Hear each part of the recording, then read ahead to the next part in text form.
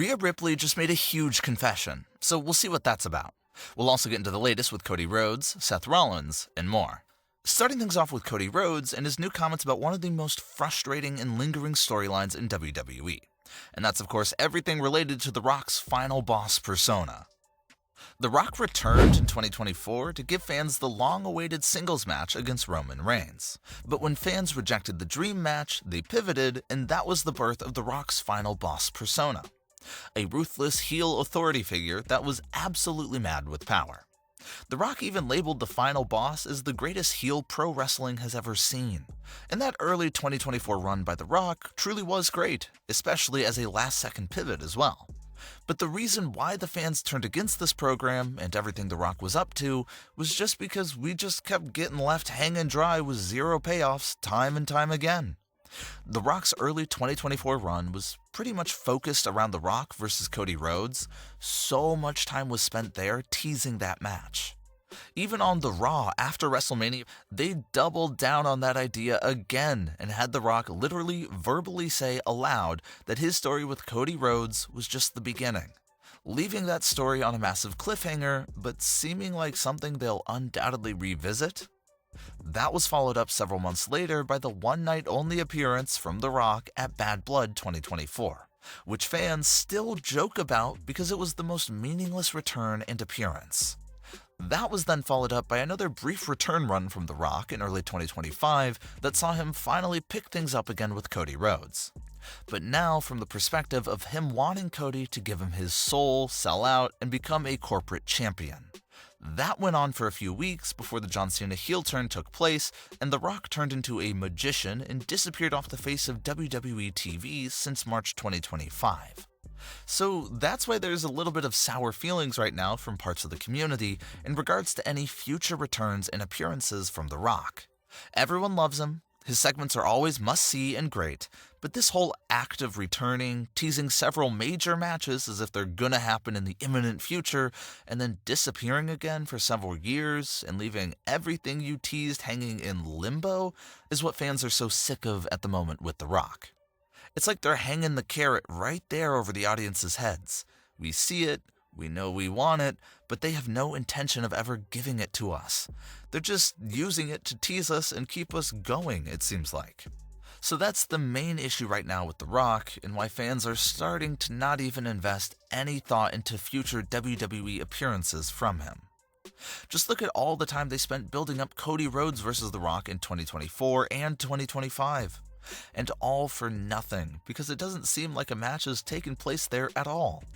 Cody Rhodes was recently questioned about The Rock's status and if the entire Soul storyline was still in play or not, and he had this to say about that matter. Quote, "The Rock was asking on television for my soul. I don't know if it's still there on the line. He appears when he appears, but that right there is a very special card." End quote. So it seems like Cody Rhodes is just as unsure about the Soul storyline continuing as we all are. Cody basically saying that he doesn't know if his soul is still on the line, and how that's something that can only be addressed whenever The Rock makes one of his rare appearances. As far as any chance to see The Rock back inside the ring goes, it seems like the absolute last big chance is still at WrestleMania 43. That's been a long-time rumored spot for potentially one last match from The Rock. Even he himself has confirmed that there was some talks and negotiations going on about doing something at that event, but that's all he said. So it seems like the last real shot for The Rock to get back inside the ring and finish these stories with Roman Reigns and Cody Rhodes could be in 2027. If it doesn't happen there, it's possible that we may never see a proper conclusion for The Rock's stories with Cody and Roman. It's very hard to believe given the levels of success she's at in current day, but Rhea Ripley claims she was on the WWE chopping block several times. Rhea recently opened up about the experience of being on the chopping block and what exactly took place there. She had this to say about that situation. Quote, "When it was in between the first Mae Young and the second Mae Young, I really went through this real tough period where I lost myself and I was really struggling. And I didn't think that I would make it here in the WWE. I got pretty much put on the chopping block a couple of times. And it's like I kind of just had a talk to myself, and I was like, stop trying to please everyone. Like, just do what you think is right and be yourself. And at least if you don't make it, you bet on yourself. And you bet on the true self that you are. And that's exactly what I did." End quote. Rhea Ripley also noted that this was right around the time where she really decided to just be herself and let herself shine.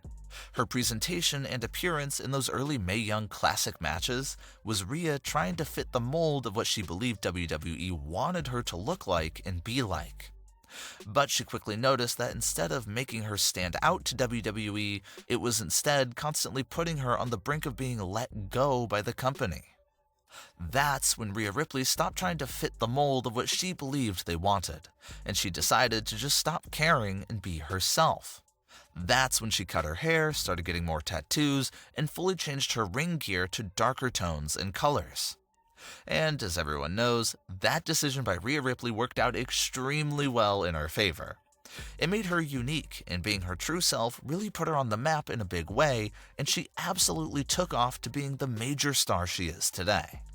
Just pretty insane to go from always being on the chopping block to now being a core pillar in the women's division.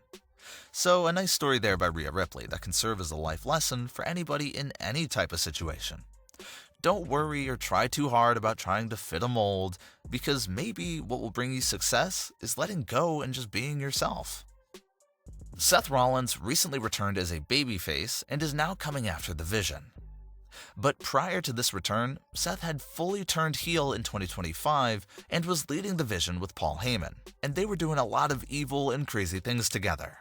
And during a recent interview with ESPN, Seth admitted that he doesn't really enjoy being a babyface because he doesn't think he makes for a good hero. He says he can work as a babyface for short spurts, but how after a while, he gets bored of his babyface character, and how he understands if fans get bored too. He very much prefers being a heel and believes that's where he does his best work.